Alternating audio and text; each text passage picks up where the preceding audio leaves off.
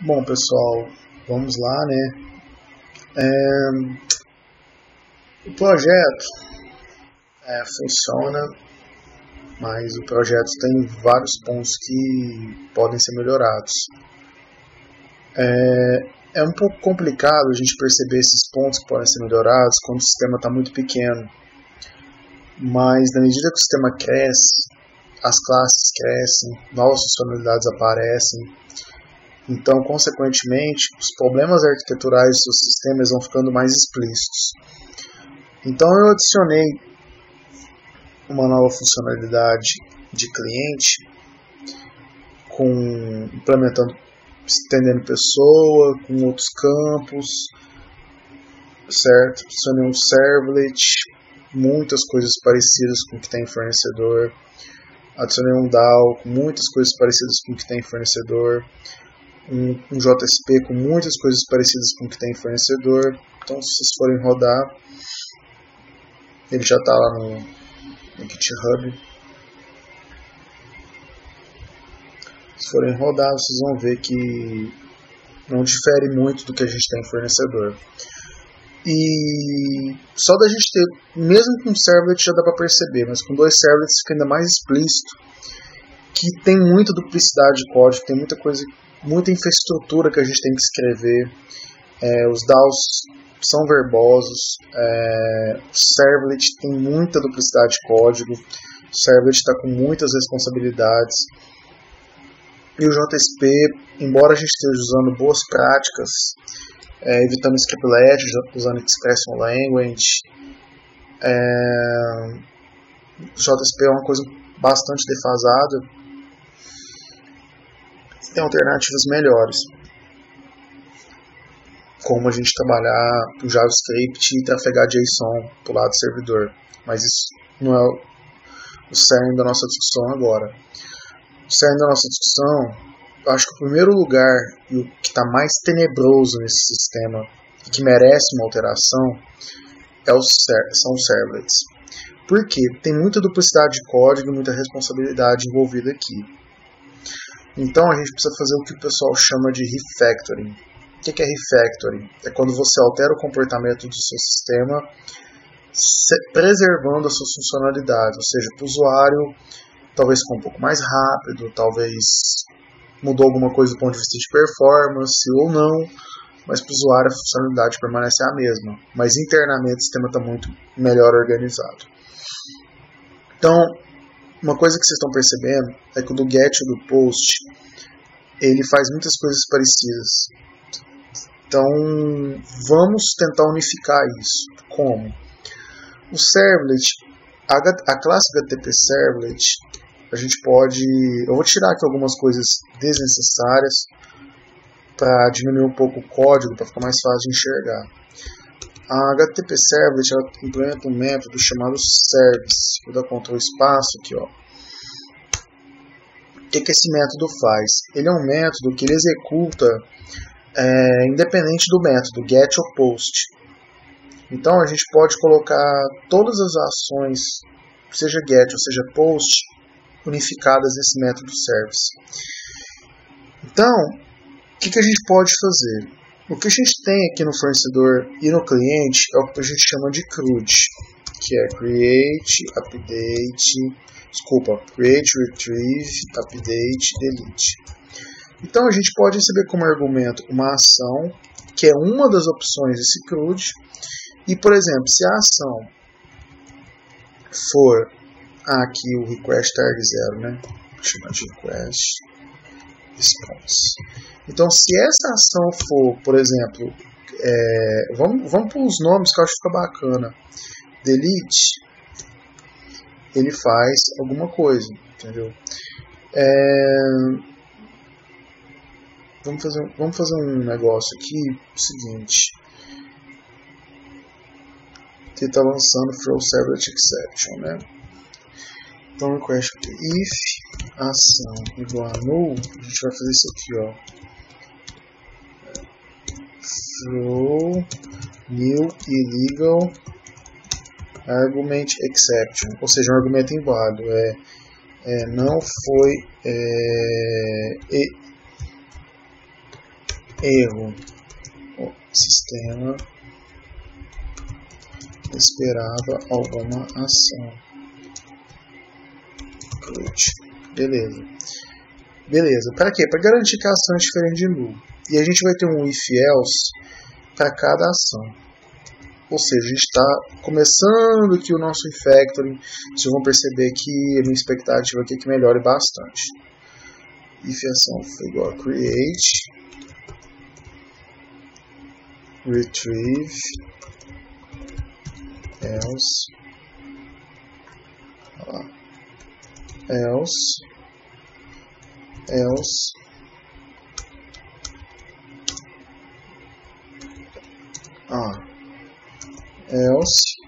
a gente faz o que? Mais uma vez. Ação inválida. Mais ação. Beleza. Então, se for create, o que a gente vai, que é esperado que a gente faça no create? Então, no final, o que é esperado que a gente faça no create? A gente tem que montar esses carinhas aqui, não é? A gente tem que montar esses caboquinhos aqui. Então a gente vai criar um método chamado aqui, ó, fornecedor igual a monta fornecedor. Vou chamar de cria, monta é um nome esquisito, cria fornecedor, passa no request, Ctrl+1 para criar o método. E a gente faz isso aqui, ó. Olha lá, ó. Return fornecedor. Ou seja, esse cara fica responsável por criar o fornecedor. Ele cria o fornecedor. Aqui o retrieve faltou update. Ele cria o fornecedor. Depois que ele cria o fornecedor, ele está chamando esse valida. E ele chamou valida. Tem o salvar e depois tem essa mensagem, não é isso? Então vamos jogar esse caboclo lá. Olha lá. Então ele faz isso aqui, né? Chama o valida, chama o salvar, depois seta essa mensagem. E depois ele faz o que? Depois ele dá esse set attribute. Mas parece que esse cara aqui ele faz para todo mundo, né? Os fornecedores. Certo? O fornecedor DAO continua aqui, né? E depois ele chama esse request dispatcher. Então ele está fazendo isso, certo? Cadê? Aqui. Então ele está fazendo isso, certo? Ele está fazendo isso. O que está faltando aqui é um try catch para todo mundo. Então a gente vai fazer um try. Fazer um try. E aí o catch a gente vai fazer o seguinte. Vamos lá. Uma coisa até que eu estava pensando aqui que acho que seria bacana a gente fazer. Se a exceção for SQL exception ou for class not found exception ou for illegal, que é a nossa nova exceção agora, né? Argument exception. Se for uma dessas três, é um erro que tem que ir para uma página de erro, algo do tipo assim. Então a gente poderia fazer algo assim, ó. String mensagem igual erro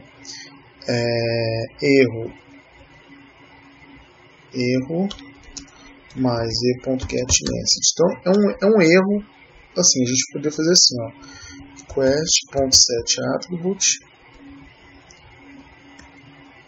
mensagem, algo assim. E aí a gente, faltando aqui um fecha parênteses, e a gente direciona para uma página específica de erro de sistema.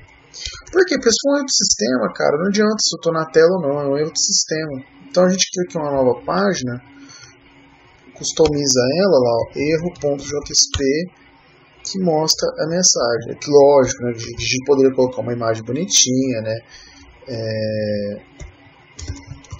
Uma imagem bonitinha, uns redirect, beleza, mas vai ficar assim por enquanto. Certo? Beleza. Então, se for esse tipo de erro, é um erro que não adianta você estar na tela de cadastro ou não. É um erro de sistema, cara. O banco está fora, erro de código, argumento inválido, etc. É um erro de sistema. Agora, se cai nesse valida aqui, já não é bem um erro de sistema, vocês concordam? É um erro de negócio. Então, o erro de negócio, que é o validação exception, se for um erro de negócio, aí a conversa muda de figura. Por quê? Porque se for um erro de negócio, a gente pode fazer esse caboquinho aqui, ó. Cadê? Fornecedor excluído. Mais para baixo. Esse aqui, ó, erro na validação dos campos. E a gente devolve o fornecedor. Olha lá, ó, fica bacana. Validação exception e. Então, esse é o create. O update, cara, o update dá até preguiça, porque o update faz quase a mesma coisa, tá vendo? A diferença é que ele vai chamar o atualizar. Então, vamos fazer diferente, ação.equals create ou ação.equals create ou update, né? Beleza, então ele pega o fornecedor do mesmo jeito, chama o válido do mesmo jeito, erro de validação dos campos. A única coisa são esses dois aqui que é diferente. Então, if create, a gente chama esses dois e salva. Else, então tem que ser um dos dois, né? Aqui, ó. Atualizar. Com sucesso. Beleza. Agora, se for retrieve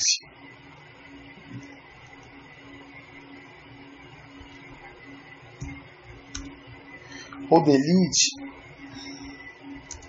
a conversa muda de figura. Por que atualizar está dando erro? Validação exception. Por que validação exception mesmo? Não estou entendendo por que validação exception não. Bom, estava aqui, né? Mas não tem necessidade dele. Então vamos lá para o fornecedor servlet. Beleza. Então, continuando. Se a ação, vamos para o excluir, que eu acho o excluir bem mais fácil. Se for excluir, é esse cara aqui. Certo? Então, integer.parseInt, código fornecedor. Ah, tá, porque tá faltando pegar aqui o atributo, né? Request.getParameter código. Sim. Beleza. Se for excluir esse cara, fornecedor excluído. Eu coloquei lá fornecedor excluído? Nem vi. Não.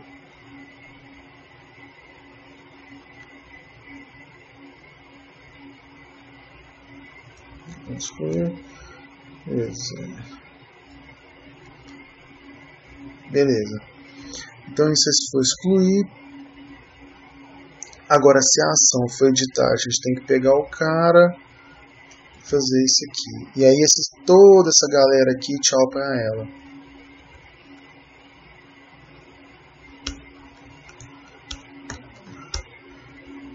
Se for editar, retrieve. Beleza. Então, a gente pega o código, que é a mesma coisa. Get fornecedor por ID, set atributo, fornecedor ponto. Ah, aqui é porque está o validação, etc. Mas aqui é a mesma coisa. Se o cara não existe por ID, não é validação, é ilegal argument exception. Então a gente tira esse cara aqui. Não é validação.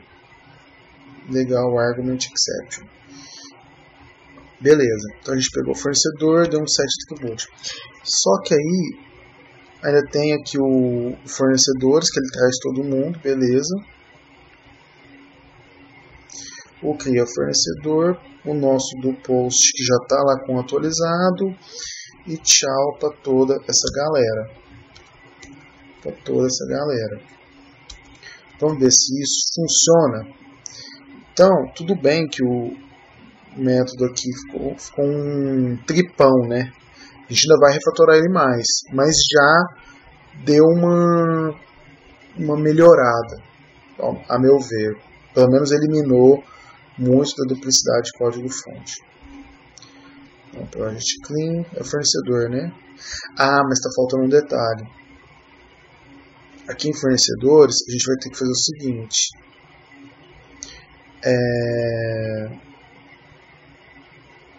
Aqui o editar e excluir tá funcionando. Aqui o editar e excluir a gente vai ter que renomear, né? Aqui ao invés de editar vai ser leave. Excluir a gente vai ter que ser o delete. E aqui no post a gente vai ter que fazer o seguinte. Vai ter que ser hidden ação. Vou fazer um novo aqui, ação. E o value a gente vai chamar de create. A gente vai passar como argumento aqui a ação. E aí aqui no servlet, para salvar ou atualizar, a gente não precisa muito se preocupar. A gente pode até tirar o update aqui, ó, e a gente verifica se o fornecedor tem código. Continue, se for, desculpa, foi igual a null é para salvar. Se for diferente de null é para atualizar.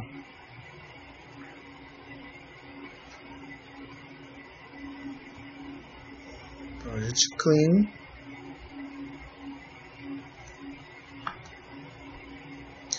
Run as run on server. Atualizar os fornecedores. Deu um erro 500. Erro, o sistema esperava alguma ação CRUD. Então, por quê? Porque o JSP. Cadê o HT?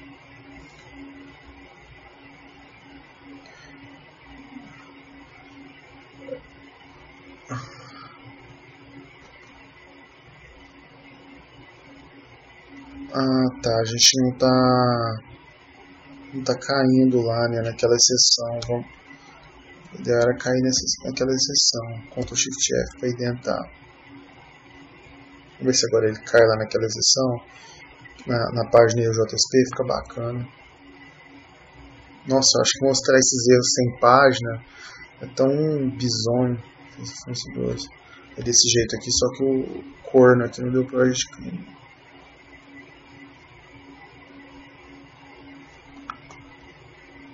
Eu tenho que bolar uma forma para fazer isso melhor. Ah lá, vamos ver. Ah lá, o sistema esperava alguma ação CRUD. Tá, tudo bem. Não é as mil maravilhas, não, mas melhorou um pouquinho. Então, vamos pegar o index.html e fazer algo assim. Formulário servlet, ação igual a...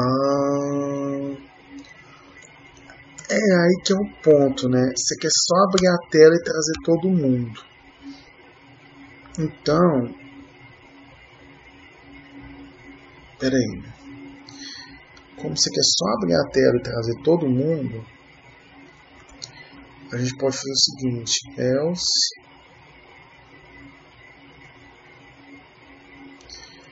a gente pode fazer o seguinte, a gente não coloca nenhuma ação aqui, ele só dá o set attribute e entra na página, isso. E aí se for uma ação nula,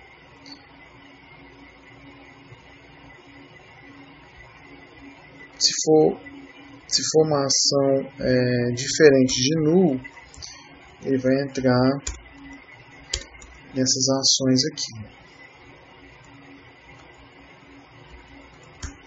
Entendeu? Se não for nenhuma ação, ele vai só setar os fornecedores e entrar na página. Isso, acho que é uma forma mais decente. Clean. Beleza, run as, run on server.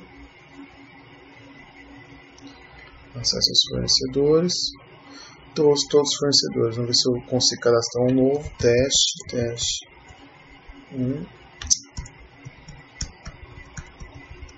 Só ver se a gente consegue cadastrar. Salvou, muito bem. Quero excluir o 9. Excluiu. Mandar editar. Maravilha, tá vendo? Então, isso aqui, esse formato aqui, ele funcionou. Se a gente for comparar com o que tinha lá no GitHub, SRC, com o que tem, né? Ainda tem, eu não comitei ainda, vou comitar agora. Espera aí, o bichão tá pensando aqui. Vendas. Nossa senhora, credo. Que lentidão.